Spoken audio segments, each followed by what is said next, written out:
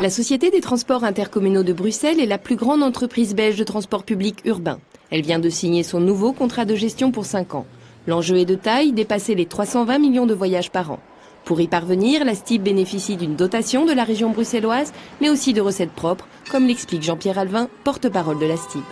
La STIB est en fait une entreprise autonome de droit public qui est liée à la région bruxelloise par un contrat de gestion. Celui-ci détermine des objectifs, des tâches et des missions de la STIB et bien sûr aussi les moyens financiers pour y parvenir. Alors nous transportons aujourd'hui près de 300 millions de voyageurs par an et la part de nos recettes propres qui sont générées par la vente des titres de transport intervient pour la moitié dans nos revenus. Le reste est couvert par une dotation de la région. En 10 ans, la fréquentation de la STIB a fait un bond de 80%. La STIB exploite un réseau intégré d'une centaine de rames de métro, de plus de 300 trams et 600 bus qui desservent l'ensemble des 19 communes bruxelloises ainsi que 11 communes périphériques. Actualité internationale à présent.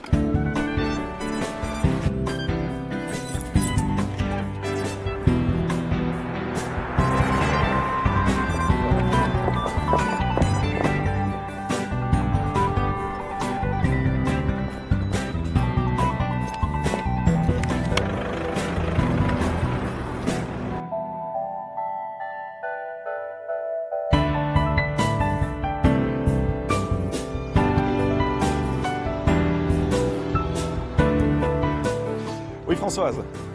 Alors à peine rentrée de Chine et on parle déjà de nous sur les ondes radio. Je quitte Zaventem là, est-ce que tu as entendu le reportage à la radio? Formidable, formidable. C'est juste dommage qu'ils aient oublié de parler de notre nouvelle billettique. Mais... En tout cas dans le journal tout y est, il parle même de la carte mobile et le journaliste explique que nous sommes pionniers en la matière. Il dit que ça va conduire à une véritable intégration tarifaire entre toutes les sociétés de transport public. La STIB qui dessert Bruxelles, TEC pour la Wallonie, De Lane pour la Flandre et la SNCB qui gère le réseau ferroviaire. Bon bah écoute, je lirai ça tranquillement dans le tram. Donc à tout de suite. Tu seras là pour accueillir notre nouvelle collaboratrice? Oui, oui, bien entendu. À tout à l'heure.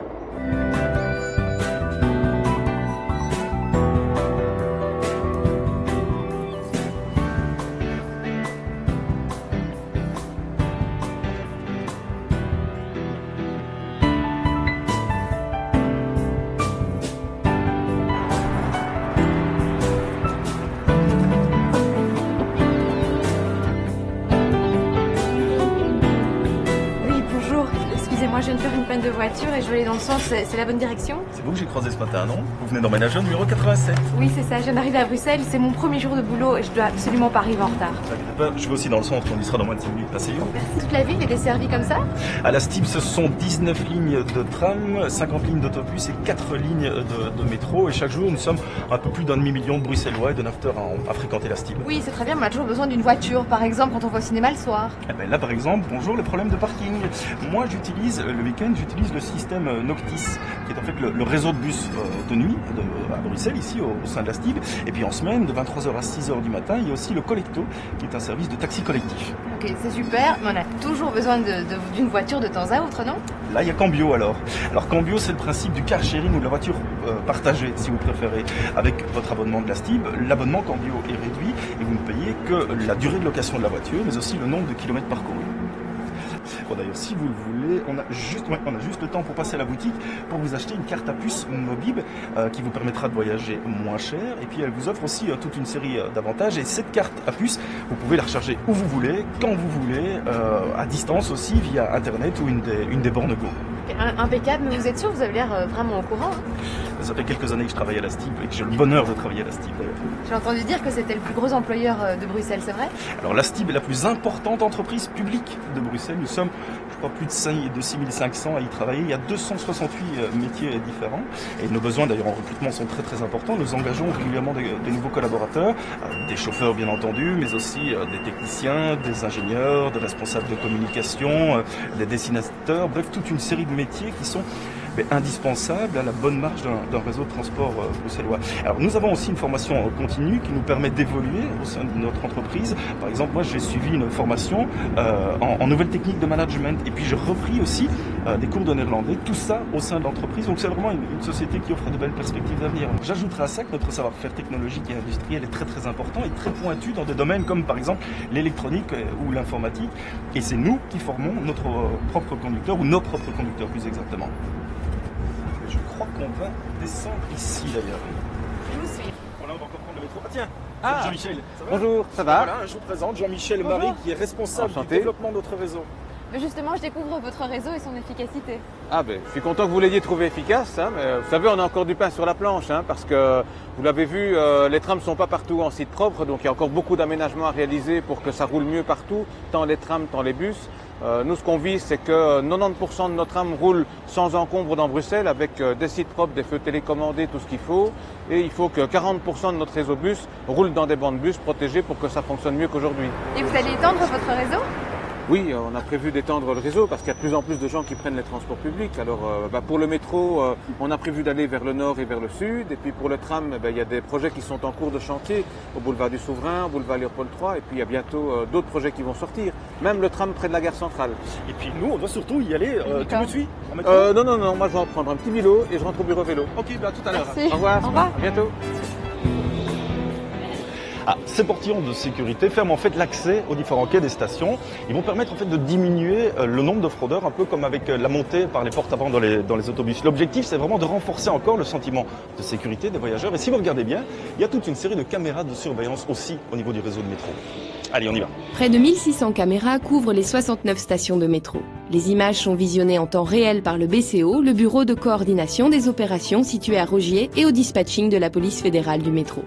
L'ensemble des nouveaux métros, trams et autobus sont équipés de caméras embarquées. Outre la brigade du métro, qui dépend de la police fédérale, 190 personnes sont affectées à la sécurisation du réseau de la STIB. Outre le contrôle et l'intervention en cas de besoin, la prévention fait partie de leur mission. De nombreuses activités socio-éducatives, notamment à destination des jeunes voyageurs, sont mises en place. Vous voyez cette fresque? Elle a été réalisée par des jeunes du quartier. Regardez la signalétique, elle est faite par la maison et puis vous avez vu les panneaux lumineux, ils permettent de savoir en temps réel le positionnement du prochain métro. Je ne sais pas si vous avez remarqué, il y en a d'ailleurs de plus en plus en surface. Le dispatching, situé à la station Parc, juste à côté du siège de la STIB, gère la circulation des véhicules sur le réseau. À distance, les dispatchers contrôlent entre autres les changements de signaux, le positionnement des aiguillages, l'ouverture et la fermeture des accès des stations.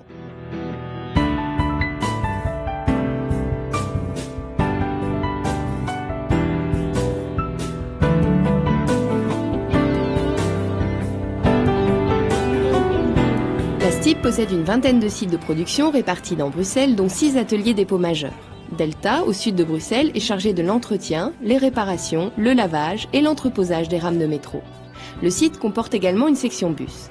À l'ouest de la ville, le site Jacques Brel est également un dépôt-atelier mixte métro et bus, tandis qu'à Arren, au nord de la capitale, les installations destinées aux réparations et à l'entretien des autobus se sont récemment complétées d'un tout nouveau dépôt de trams ultramodernes. Il faut ajouter à cela 5 dépôts exclusivement dévolus à l'entretien et l'entreposage des tramways, les dépôts d'Ixelles, de Woluwe et de l'avenue du Roi à Forêt.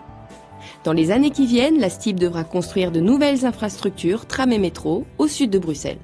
Quelle belle entreprise. Merci beaucoup pour votre aide. Je vais me remettre en route pour arriver sans encombre. Merci infiniment. Et n'oubliez pas, vous descendez à la gare centrale. Oui, merci. Au revoir. Les lignes de métro permettent un échange direct avec les 6 gares de chemin de fer. C'est toujours bon à savoir. Et puis sur votre parcours, ouvrez l'œil. Le métro est un véritable musée vivant. On peut y découvrir plus de 80 œuvres d'art réalisées par des artistes contemporains.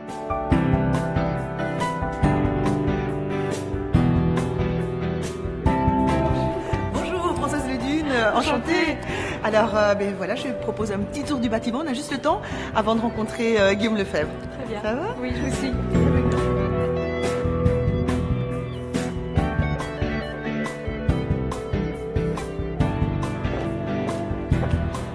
Voilà, j'ai le plaisir de vous présenter Guillaume Lefebvre, qui est notre responsable environnement, et donc Virginie Weiss, qui est notre nouvelle coordinatrice développement durable et environnement. La STIB accorde une attention toute particulière au développement durable de ces activités. Alors la STIB est bien sûr un acteur important dans le développement économique de la région Bruxelles-Capitale. Elle est aussi un acteur important en termes d'emploi, mais en même temps, elle veut gérer et limiter les impacts de ces activités sur l'environnement. Vous avez des exemples concrets? Bien sûr, on pourrait parler du nettoyage des véhicules. La majorité des véhicules sont nettoyés par une combinaison d'utilisation d'eau de pluie et de recyclage des eaux usées. L'électricité qui est utilisée dans les bâtiments est utilisée donc dans les bâtiments et pour l'attraction des trams et pour l'attraction des métros est plus ou moins composée de 30% d'électricité verte. Par ailleurs, une partie de cette électricité est réutilisée, donc est récupérée lors du freinage et elle est réinjectée sur le réseau. Et en plus, les chauffeurs de métro sont formés à l'éco-conduite.